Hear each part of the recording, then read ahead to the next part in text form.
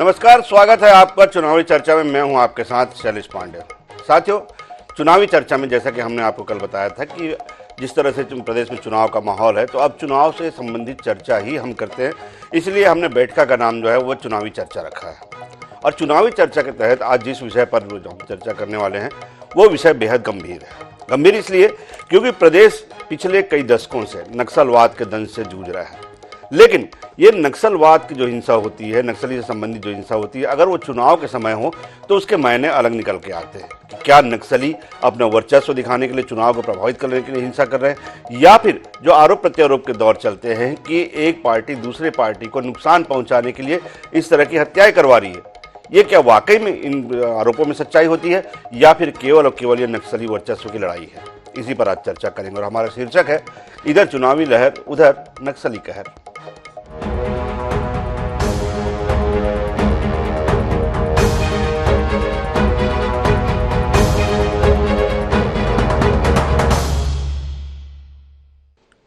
तो एक तरफ प्रदेश में जहां पूरे चुनावी लहर हुई चल पड़ी है, तो दूसरी तरफ नक्सली अपनी छिटपुट वारदातों से प्रशासन का मुंह चढ़ा रहे हैं। बस्तर में लगातार छिटपुट मुठभेड़ों के अलावा नक्सली अब जनप्रतिनिधियों की हत्या से भी बाज नहीं आ रहे हैं। मानपुर में कल नक्सलियों ने भाजपा कार्यकर्ता की हत्या कर दी। बताया यह भी जाता है कि ये कार्यकर्ता पूर्व मुख्यमंत्री और राजनांदगांव से भाजपा के प्रत्याशी डॉक्टर रमन सिंह के नामांकन से लौटा था। इधर इस हत्या के बाद से प्रदेश में आरोप प्रत्यारोप का दौर भी शुरू हो गया है। भाजपा ने इस हत्या को टारगेट किलिंग बताया, साथ ही जनजाति वर्ग के लोगों को निशाना बनाए जाने की बात भी कही है। वहीं कांग्रेस ने इस पूरे आरोप को बेबुनियाद बताया है। साथ ही कांग्रेस ने पूछा है कि नक्सली वारदातें सबसे ज्यादा रमन सरकार के कार्यकाल में हुई, तो क्या ये भी सभी टारगेट किलिंग थी?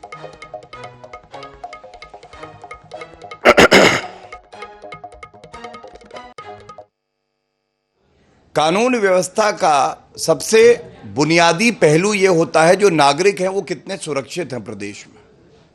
बड़े भारी मन से भारतीय जनता पार्टी के कर्मठ कार्यकर्ता, उनकी हत्या कर दी जाती है। उनको श्रद्धांजलि देके ये प्रेस वार्ता की शुरुआत हमने करी और दुख इसलिए हुआ कि वो भाई हमारा जनजातीय समुदाय से था। क्या भूपेश बघेल जी इस पूरे हत्याकांड में एक शब्द बोले?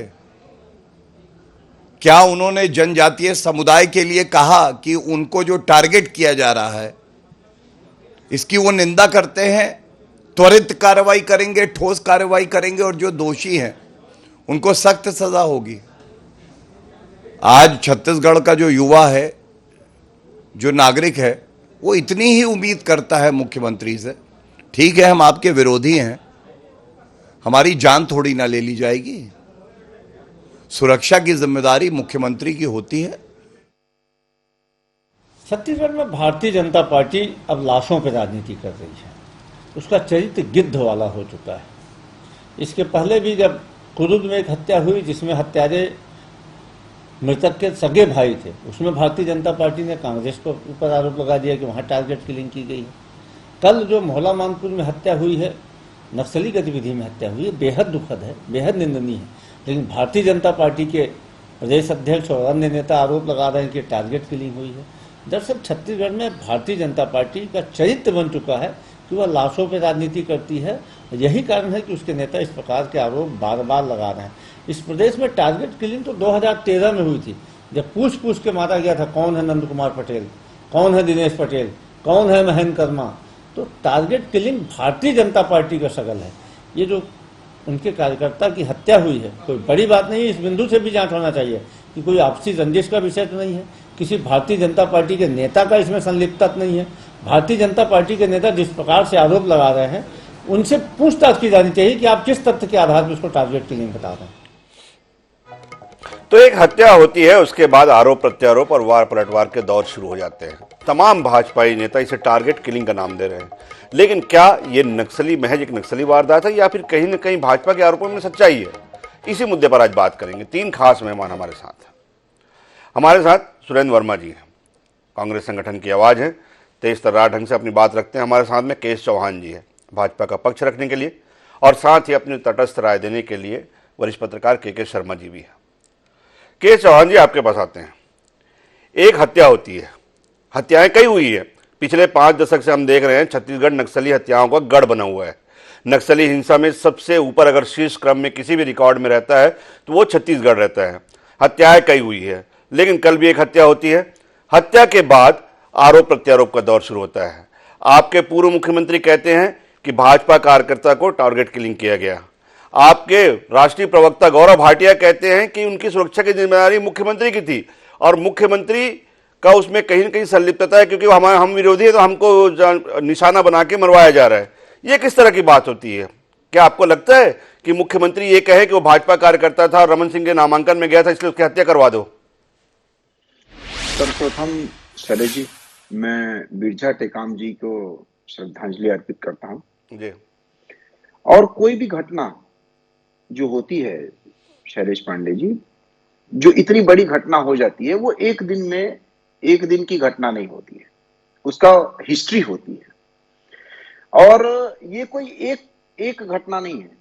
जब 2018 में इनकी सरकार आती है, 2019 में हम अपना एमएलए खोते हैं भीमा मंडावी, अप्रैल में। उसके बाद इसी साल फरवरी में हमारी 3 टारगेट किलिंग होती है। टारगेट किलिंग होती है, मैं फिर से बोल रहा हूं, टारगेट किलिंग होती है। क्यों? क्योंकि उनके घर में घुस के मारा जाता है। और ये नक्सली वारदात कम, राजनीतिक ज्यादा है। तीसरी, आज ये जो बिरजू भाई की हुई है, अपनी हत्या है जी। उसका सिर्फ कल से कोई लेना देना नहीं है। ये ऐसी घटना नहीं है कि आप गए हो, सामने कोई भिड़ंत हो गई है और ना आप मेरे को जानते हो ना मैं आपको जानता हूं और आपकी हत्या हो गई। दूसरी बात यह है कि क्यों हुई, इसके पीछे परिवर्तन यात्रा जब हुई थी हमारी, उसके बाद हमारे जो कार्यकर्ता हैं और पदाधिकारी हैं, ये किसान मोर्चा के उपाध्यक्ष थे, ये टेकाम जी, जिनकी हत्या हो गई, तो ये जाते हैं और सब कार्यकर्ता और पदाधिकारी अलग अलग जगह में जाना चालू करते हैं और भाजपा की तरफ से माहौल बनाना चालू करते हैं, जो कि माहौल बनना भी चालू होता है। और उसके बाद इनमें और कांग्रेसी नेताओं में उनमें भिड़ंत होती है। यहां तक कि सूरज टेकाम नाम का आदमी, उसने जान से मारने की और काटने की धमकी भी दी। ये एक दिन में नहीं हो गया। ये जो घर में घुस के टारगेट किलिंग की गई, भाजपा का कार्यकर्ताओं को मारने की कोशिश की गई आज से 6 महीना पहले, जिसमें बुधाराम, नीलकंठ, सागर साहू और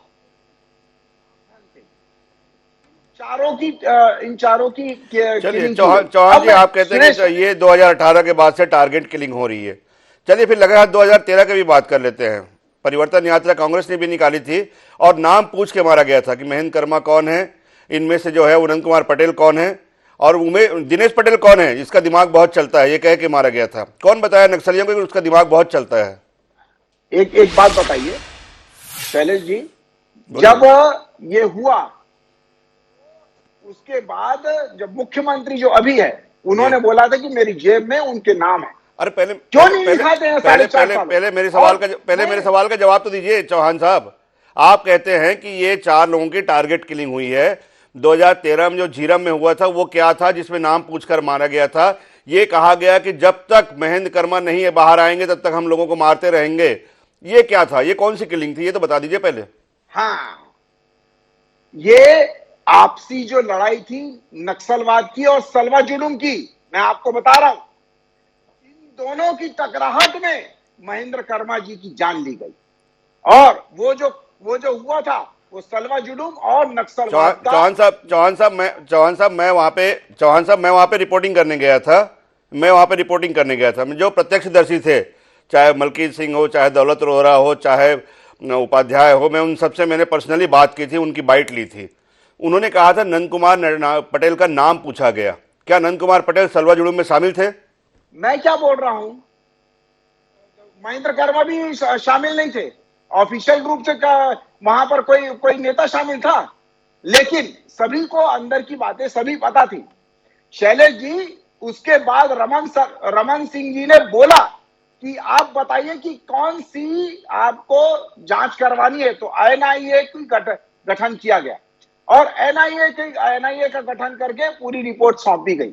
दूसरी बात, जी आप मेरे को सिर्फ ये बता दीजिए कि ऐसा कौन सा राज्य है जहां पर भारतीय जनता पार्टी की सरकार है पूरे इंडिया में? जी ऐसा कौन सा राज्य है जहां पे भारतीय जनता पार्टी की सरकार है और पिछले 5 सालों में ही कोई भी विपक्ष, मैं कांग्रेस की बात नहीं कर रहा हूं, कोई भी विपक्ष की इतनी ज्यादा 4-5 लोगों की हत्या हो गई हो? हम दिल से चाहते हैं कि किसी भी कार्यकर्ता की हत्या ना हो, क्योंकि ये मतभेद की लड़ाई नहीं है, मनभेद की लड़ाई नहीं है, मतभेद की लड़ाई है। हम विचारधारा से लड़ते हैं। और मैं फिर बोल रहा हूं, चलिए, मैं ज्यादा समय नहीं लूंगा आपका, क्योंकि मेरे पास दो और अतिथि हैं। लेकिन मैं दो राज्यों का उदाहरण जरूर देना चाहूंगा जहां पे इस तरह के नरसंहार हुए हैं। वर्तमान में एक मणिपुर एक गवाह है और दूसरा एक गुजरात गवाह है, जहां पे भारतीय जनता पार्टी की सरकारें नहीं है। जी मारा गया कि आम जनता को हानि हुई और उनकी हत्या हुई। चलिए, मैं मान गया। सुरेंद्र वर्मा जी का शायद संपर्क कट गया। मैं तकनीकी टीम से कहूंगा कि सुरेंद्र वर्मा जी से, लेकिन एक बार मैं तब तक मैं के शर्मा जी के पास जाता हूँ। के शर्मा जी, एक घटना होती है, जैसा कि मैंने पहले ही कहा कि पिछले 5 दशकों से ऐसी कई घटनाएं, अनगिनत हजारों लाखों घटनाएं हुई है। और अभी तो केवल एक जो है वो राजनीतिक कार्यकर्ता मारे गए। इससे पहले सरपंच मारे गए, विधायक मारे गए, हमारे पूर्व मंत्री मारे गए, अध्यक्ष मारे गए, बहुत सारे लोग मारे गए। अब उसको जो इस समय में टारगेट किलिंग का नाम दिया जा रहा है। चौहान जी मेरे साथ में कई प्रूफ ला रहे हैं कि सूरज टेकाम नाम के व्यक्ति से उसकी लड़ाई हुई, जो कि किसी पार्टी से संबंधित रखता है। उसके बाद जो है उसकी टारगेट किलिंग हुई। क्या इत्तेफाक रखते हैं आप इन बातों से कि वाकई में ऐसा हो सकता है, या फिर नक्सली केवल अपना वर्चस्व दिखाने के लिए चुनाव में ये वारदातें कर रहे हैं? देखिए शैलेश जी, महत्वपूर्ण बात है कि नक्सली घटनाक्रम एक गंभीर चिंता का विषय है। इस पे राजनीति से ऊपर उठ के इस पर चर्चा होनी चाहिए। जिस तरह से कांग्रेस भाजपा एक दूसरे पर आरोप लगाते हैं, इससे एक गंभीरता समाप्त होती है। जैसे जो 13 में घटना हुई, झीरम कांड की घटना में कितने उसमें कमांडर शामिल थे, कितने की गिरफ्तारी हुई, कि छोटे छोटे नक्सली जो उसमें काम करने वाले थे उनकी गिरफ्तारी हुई, एक चीज है। दूसरी चीज, जैसे ही आप इस जिले की बात करेंगे तो यहाँ पे मोहला मानपुर थाना क्षेत्र में मदनवाड़ा की घटना को आप नहीं भूल सकते। हमारे सबसे आदरणीय वीके चौबे सहित 29 लोग इसी क्षेत्र में शहीद हुए थे, मदनवाड़ा क्षेत्र में। वहां एम्बुश लगा के, उसके बाद एक बात आ रही थी कि इस क्षेत्र में खत्म हो चुके हैं नक्सली, ये भी बात आई। लेकिन ये महाराष्ट्र सीमा से लगा हुआ क्षेत्र है। गढ़चिरौली की बात करें, इधर से नक्सली आते हैं और यहाँ से चले जाते हैं। दो राज्यों के पुलिस की एक सामंजस्य की भी आवश्यकता है। दूसरी चीज है, लोकतंत्र विरोधी होने के कारण देश का ध्यान आकर्षित करने की इस प्रकार की घटनाएं चुनाव के समय होती रही है। जैसे 2013 की बात करें, चाहे भीमा मंडावी के 2019 की बात करें, या अमित शाह अभी गए थे जगदलपुर दौरे में, तब फिर नारायणपुर, बीजापुर और दंतेवाड़ा, यहाँ कार्यकर्ता भाजपा की हत्या हुई। उसके बाद अभी घटना हुई, जो कल जो घटना हुई, उसकी अब तक शरीर को वहां अंतिम संस्कार हुआ है नहीं हुआ, ये भी अलग विषय है। लेकिन मेरा सिर्फ ये कहना है कि नक्सली घटनाक्रम को समाप्त करने के लिए अभी गृह मंत्री ने कहा कि 52% की कमी हो चुकी है इसमें। देर जो बात कही उन्होंने, अब ये फिर घटना हो रही है। मुझे लगता है कि टारगेट किलिंग राजनेताओं की कितने संबंध है, क्या झीरम कांड की जांच, एनआईए जांच, एसआईटी जांच, पुलिस जांच, ये सब प्रकार की जांच होती रही, लेकिन अभी तक क्या वास्तव में जो शहीद हुए हैं उनको न्याय मिल पाया है, या जो घायल है उनको न्याय मिल पाया है? राजनीति के इतने बड़े बड़े नेताओं होने के बाद भी यदि न्याय न मिलना, तो यह आम जनता के लिए तो और चिंता का विषय बन जाता है। एक दूसरी चीज ये है कि इस मामले में छत्तीसगढ़ में हम बात करें तो अभी पिछले समय जो अभी भी जांच की बात आ रही है, जब भाजपा कार्यकर्ताओं को, तब भी मुख्यमंत्री भूपेश बघेल ने कहा था कि ये इस मामले में चाहे तो भाजपा नेता केंद्रीय नेताओं से, केंद्रीय एजेंसी से जांच करा ले, ये बात भी कही गई थी। अब दूसरी चीज, अभी जो घटनाक्रम हुई है उसमें जांच पूरी रिपोर्ट आना है कि कैसा है। वो हिंदूवादी नेता कहा जा सकता है कि दुर्गा भी रखा हुआ था, इसलिए कार्यक्रम से जल्दी आए। तमाम प्रकार की जो बातें, शुरुआती तमाम प्रकार की जो बातें हैं के शर्मा जी, मैं आपकी आवाज़ क्लियर नहीं आ रही। मैं के शर्मा जी एक बार तकनीकी टीम से कहूंगा कि आपके संपर्क करें। लेकिन तो के शर्मा जी का जो कहने का जो पूरा तात्पर्य वो ये है कि केवल इसे प्रशासनिक रंग देना या राजनीतिक रंग देना उचित नहीं है। सबसे बड़ी बात यह है कि जिस तरह से नक्सली हिंसाओं में बढ़ोतरी हुई है, जिस तरह से चाहे भाजपा के हो चाहे कांग्रेस के हो, नेताओं को टारगेट करके मारा जा रहा है, वाकई में एक निंदनीय। और क्या वाकई में इसकी एक प्रॉपर ढंग से जांच करने की जो आवश्यकता नहीं है सुरेंद्र वर्मा जी? निश्चित तौर पर नक्सलियों के द्वारा किया गया ये हमला जो मोहल्ला मानपुर में हुआ है न केवल निंदनीय है बल्कि इस पर कठोर कार्रवाई होगी। कांग्रेस पार्टी पीड़ित परिवार के साथ है और पूरी संवेदना व्यक्त करती है। देखिए शैलेश भैया, एक हत्या होती है, उसके बाद जिस प्रकार से बयानों का सिलसिला चलता है। नहीं सुरेंद्र वर्मा जी, मैं बीच में एक सेकंड के लिए बस रोकना चाहूंगा क्षमा के साथ। केवल एक हत्या के कारण ये बयान सामने नहीं आए, ये छठी हत्या है जो भाजपा कार्यकर्ताओं की हुई है पिछले 6 महीने के अंदर में। महीने में मैं दावे के साथ कह रहा हूँ शैलेश भैया, जब जब अमित शाह का दौरा होता है 2 चीजें सामने आती है। एक तो ईडी की कार्रवाई, ईडी की छापेमारी तेज हो जाती है, और दूसरा नक्सली हमले होते हैं। पूरी जिम्मेदारी से आपके लोकप्रिय चैनल में मैं आरोप लगाता हूं भारतीय जनता पार्टी के षड्यंत्र पर कि बिरजू ताड़म की हत्या में भारतीय जनता पार्टी की षड्यंत्र की संलिप्तता है। और इसका आधार यह है कि जिस तरह से बीरनपुर की घटना का सांप्रदायिक लाभ उठाने के लिए ये ईश्वर साहू को प्रत्याशी बनाए और एक हत्या नक्सलियों के द्वारा कल की गई, उसके बाद बयानों की श्रृंखला देखिए। भाजपा के प्रदेश अध्यक्ष अरुण साव, 15 साल मुख्यमंत्री रहे रमन सिंह, इनके राष्ट्रीय प्रवक्ता गौरव भाटिया टूट पड़े राजनीतिक गिद्ध की भूमिका में आके उसको मैं चुनावी लाभ लेने के लिए। तो हत्या में प्रमुख चीज है शैलेश भैया मोटिव, और ये मोटिव इन भाजपाइयों के पास है। ये केवल चुनावी लाभ के लिए लेना फायदा उठाना चाहते हैं। ये कह रहे हैं कि उनको पहले धमकी मिली थी, तो हाल ही में केंद्रीय गृह विभाग ने इसी छत्तीसगढ़ के 24 नेताओं को, 24 लोगों को सुरक्षा दी है। जब इसको धमकी पहले मिली थी तो इनको सुरक्षा क्यों नहीं दी गई? अंतागढ़ के षड्यंत्रकारी जेसीसीजे के नेता को इन्होंने सुरक्षा दिया, लेकिन इनको क्यों सुरक्षा नहीं दिया? तो ये हत्या पर राजनीति करने वाले, इनके लिए नफरत, उन्माद और हत्या राजनीतिक हथियार है। ये मुद्दाविहीन भाजपाई हत्या करवा के चुनाव लड़ना चाहते हैं। तो हमने तो देखा है, टारगेट किलिंग की बात कर रहे थे, ये अभी भीमा मंडावी की बात कर रहे थे। अप्रैल 2019 में उनकी हत्या हुई थी। केंद्रीय गृह विभाग के अंदर आता है एनआईए, किसको बचाने के लिए आज तक उजागर नहीं किए? क्या जांच में कार्रवाई हुई? भीमा मंडावी के परिवार को कब न्याय मिलेगा? झीरम तो 10 साल से ये जांच की दिशा को भटका रहे हैं। ये कहते हैं सबूत जेब में है। निश्चित तौर पर शैलेश भैया, सबूत सामने कब आएगा? ये किसकी जिम्मेदारी है? एनआईए पीड़ित परिवारों से जो घायल हैं, जिनको गोलियां लगी थी, उनसे तक ये बयान नहीं लिया। और जब राज्य सरकार एसआईटी बनाती है तो ये कहते हैं कि हम न खुद जांच करेंगे न जांच करने देंगे। हाईकोर्ट और सुप्रीम कोर्ट जाते हैं। चौहान जी, बड़ा गंभीर किस्म का आरोप वर्मा जी आपके ऊपर लगा रहे हैं, और वो भी तथ्यों के साथ। जैसे कि मैंने पहले कहा कि वर्मा जी तथ्यों के साथ बात करते हैं। बड़ा गंभीर किस्म का आरोप आपके ऊपर है कि राजनीतिक लाभ लेने के लिए खुद भारतीय जनता पार्टी ने हत्या करवाई है। आप क्या कहेंगे? आप बता दें मेरे को कि कौन सा तथ्य और कौन से सबूत के आधार पे सुरेंद्र वर्मा जी बोल रहे हैं? कहानियां बना रहे। मैं अगर बोलूं कि कांग्रेसी नेताओं ने ये बोला है और कांग्रेसी नेताओं ने ये सूरज जो टेकाम है उसने गला काटने की धमकी दी है, ये तथ्य है, ये सबूत है। और एक और जांच रिपोर्ट भी, ये बताइए, मदनवाड़ा का जांच रिपोर्ट भी आ गया। में जो घर जला भारतीय जनता पार्टी के कार्यकर्ता ही नक्सलवाद के लिए भारतीय जनता पार्टी और वोट लेना चाहते हैं, सहानुभूति बटोरने के लिए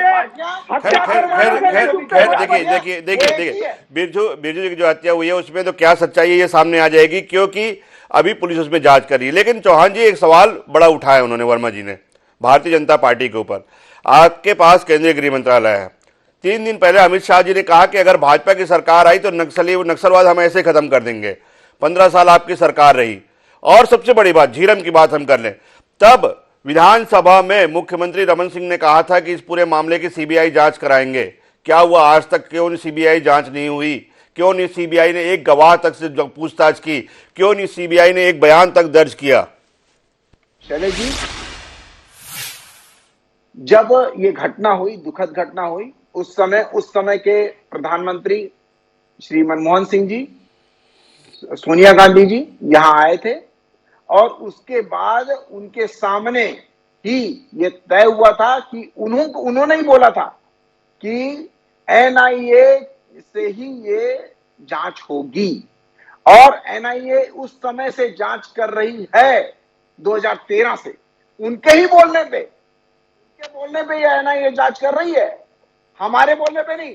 रमन सिंह जी ने बोला था कि आप किससे जांच करवाना चाहते हैं तो करवाइए, उसके बाद एनआईए की रिपोर्ट आती है तो ये लोग मानने से मना करते हैं और एसआईटी की रिपोर्ट बोलते हैं। और तीसरी बात, जो पहले सुरक्षा सब चीजें होती हैं, दर्जनों हमारे टारगेट किलिंग कराया जाता है, की सुरक्षा थी, बोल रहे हैं ये जानबूझकर सुरक्षा हटा है। जब हमने तो आपको वो बोलते हैं कि आपको अगर जल्दी है तो आप एनआईए से जांच करवा लीजिए। ये मुख्यमंत्री जी का कथन है। किसको बचाने के लिए जांच करवा रही है? 2014 में गणपति और रमन्ना चलिए बहरहाल ये आरोप प्रत्यारोप, जैसे मैंने कहा ना शुरुआत में ही, जो कहा कि आरोप प्रत्यारोप तो चलते रहेंगे, लेकिन बात ये है कि छत्तीसगढ़ एक गंभीर समस्या से गुजर रहा है। हमको लगा था बीच में कि कहीं न कहीं नक्सलवाद जैसे एक नासूर से अब हम मुक्ति पा रहे हैं, लेकिन कल की जो घटना हुई है या लगातार पिछले 6 महीनों में जो घटना हुई है, जैसे के शर्मा जी ने कहा कि बात केवल आरोप प्रत्यारोप या इसका राजनीतिक लाभ लेने के या राजनीतिक आक्षेप की नहीं है। बात यह है कि इसका मूल जड़ क्या है। क्या वाकई में नक्सलवाद पे हम काबू पाने में असफल हैं, या फिर हमारी जो तमाम कवायद है वो इस बात को लेकर है कि नक्सलवाद के नाम पर केवल अपनी राजनीतिक रोटी सेकते रहें। बहरहाल ये है कि सबसे बड़ी बात, इस जो निहित स्वार्थ है, राजनीतिक स्वार्थ है, इससे ऊपर उठकर दोनों दलों को, क्योंकि एक की राज्य में सरकार है, दूसरे की केंद्र में सरकार है, दोनों दलों को इस निहित स्वार्थ से उठकर इस समस्या की जड़ में जाना होगा। नहीं तो आज भाजपा कार्यकर्ता है, कल कांग्रेस का कार्यकर्ता होगा, परसों किसी और पार्टी कार्यकर्ता होगा, लेकिन नक्सली किसी कार्यकर्ता या किसी राजनीतिक दल के नहीं होते। वो केवल एक हिंसा को देखते हैं अपना वर्चस्व कायम करने के लिए। जरूरत है दलगत राजनीति से उठकर इस समस्या के निदान के बारे में सोचने की। आप तीनों मेहमानों को बहुत बहुत धन्यवाद इस शो में जुड़ने के लिए। कल नए विषय के साथ फिर मिलेंगे।